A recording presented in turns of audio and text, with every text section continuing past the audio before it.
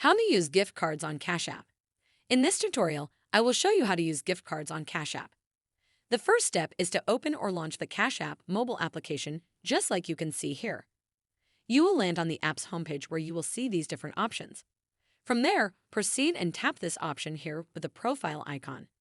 This is your Cash App profile section where you will see all the different options that you can use to manage and make changes to the app. From there, proceed and scroll down a little bit and come down to this section named Account and Settings. Under the section, there is another option named Linked Banks. That is the one we need. Make sure you tap on it. After that, this page will appear where you have to fill in your card information. Make sure you enter this information clearly without skipping any part of it. First, enter the card number found on the gift card. After doing that, make sure you enter the expiry date here, beginning with the month of expiry followed by the year of expiry. After doing that, proceed to the next field where you have to enter the CVV number.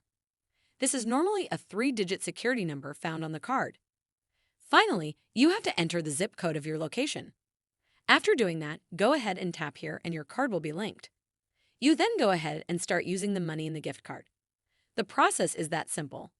Make sure you like the video and subscribe to our channel. That is how to use a gift card on Cash App.